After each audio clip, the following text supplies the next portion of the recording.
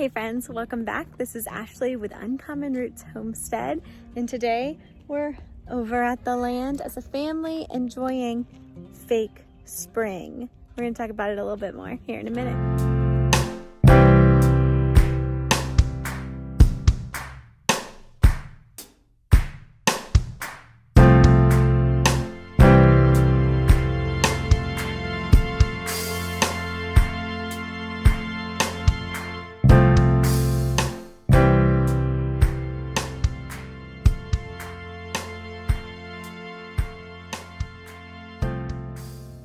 All right, she wants us to walk, also realizing that that little wink that I gave you there, it's a little creeper-ish. So you're welcome. We're gonna go see Fury. All right, so one of the things that we're doing over here today is collecting eggs. I'm hoping that maybe we'll have another hen that's laid. I know I've been saying that every day this week, but one of these days it's gotta happen. And we're also going to be hatching these out because we got two new incubators. We actually are going to be hatching quail here soon, which is super exciting, but we wanted to try out the incubators first, so we're going to try them out on some chicken eggs, and we know that these are fertilized. At least the last few that we've cracked have been. Hi, Fury. So we're going to give it a go. This is also the first time that I've been back in the chicken yard. I'm bringing Kevin with me. Since George started being a little bit feisty towards me. Today I'm going to try to show him that I am in charge, but I'm also bringing back up because it's just no fun to have a rooster come after you. So we're hoping that we can work it out. You guys gave me some really good suggestions over on Instagram, so thank you. So I'm probably not going to record because I need both hands, but maybe I'll set this up on the fence so you guys can see how it goes. Let's see how it goes. Okay, so far with Kevin in here, George is leaving me alone. I do know they can kind of sense fear, and I do have some fear, which I hate. I don't want to be scared of our chicken. But Kevin is in the coop right now, and George is headed up there too. I'm just gonna stand over here and give him a space. We'll wait. We'll see. Kev. He's running.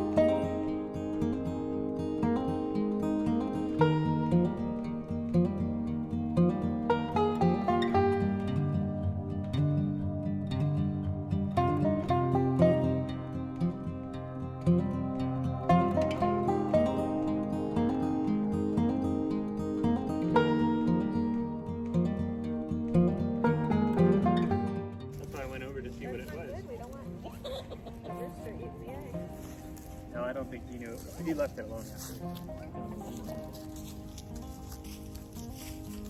All right, so clearly I've still got some fear. But how cool is this? We got another little fairy egg. And look at, compared. See how tiny it is? That's really exciting. That means that we are really close to all of these girls laying, like days. That means we're gonna have tons of eggs, which I cannot wait. Super exciting. But the only bad thing was that that egg was laid in the middle of the yard. You saw us find it there, which is confusing. The egg should not be in the middle of the yard. Also, I'm carrying around this stick for protection, and the chickens are all just trying to eat it. But very interesting. Okay, we'll get you in just 1 second, girl. Mommy! Yeah. No. He definitely is scared of you. Daddy, I want to see the baby egg. I've established dominance. I'm not a very dominant person. That's not true. That's not true. I actually am very dominant. Just maybe not with chickens. No, I'm going to be. I'm getting over my fear right now. It's hard. I exude dominance, so it's just natural. Daddy, look at my arm.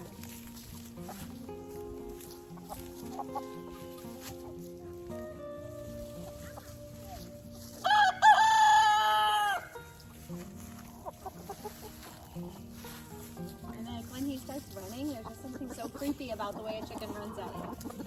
All right. Thank you, everyone, Thank you, everybody. for your time. That's that. Mommy, catch it. All right, so that went pretty well. But what I wanted to talk about today is this beautiful weather that we are having here in East Tennessee, Zone 7. This feels like spring, and I want to talk to you about fake spring. So if you live really anywhere, you probably deal with fake spring. Fake spring is when the weather turns like this. You're in short sleeves, even the kids, outside, and it feels like you could just go plant anything, start your garden. It feels like spring. But if it is not past your final frost date, you are experiencing fake spring. And in fake spring, if you plant, if you take your little seedlings outside or you put those little frost tender seeds in the ground, they might sprout, they might grow a little, and then they're gonna die. Perfect. And then they're gonna die. And that's because the final frost date is established through a lot of data points, and it is wrong sometimes, but it's not this wrong, right? It's February. You can bring that home. It's still February. The frost is still gonna come. It's going to get cold again. Even if we have, like our 10-day forecast looks like this. It looks beautiful. It is not spring. It is going to get cold again. We might even still get snow. So unless you live in zones, I don't know, 9 and above, it is not spring. Don't let yourself be fooled. So many years I have fallen victim to fake spring, especially later fake spring. This one's early. Not many people think that February is real spring, but what about March?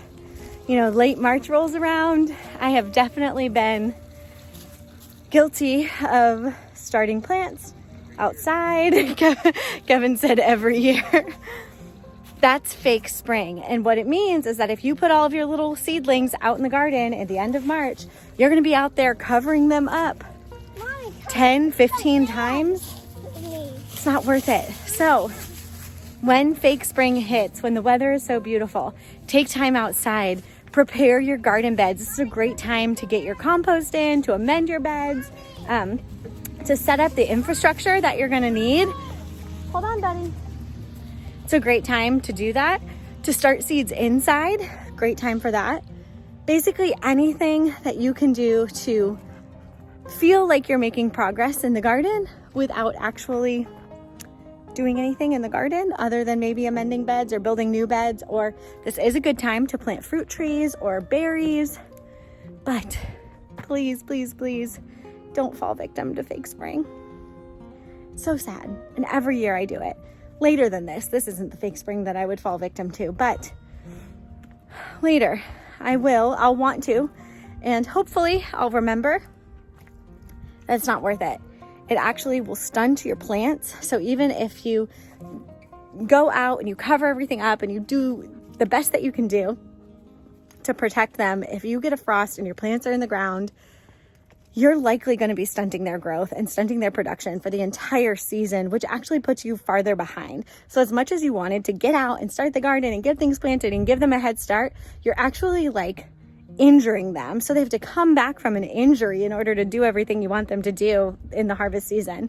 So it's so worth it just to put that energy and that excitement into other things. Spend some time outside. Enjoy time outside where you don't have a list of things you have to do. That's amazing.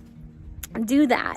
And then after your final frost date has come and gone, get your hands in the dirt, plant your seeds, enjoy it then. This is like the real life exercise we all have in patience and enjoying the season that you're in every year, right? Like we can talk about, enjoying the season that you're in if you're in an apartment and you want to garden and you want to do all these things, or if you're like us and you have land and you want to be here, but you're not. Like, we can talk about waiting in that season, but we all are waiting in this season. So let's band together and let's embrace the fact that spring is coming, but it's not here yet. What do you think about fake spring? I love it. It's lovely out. But don't plant anything. Every year we start planting way too early. Last year we had a frost date in like May, which for Zone 7A is not typical, or at least East Tennessee. Yeah. So, can't be fooled. Can't be fooled. Gary, no. No.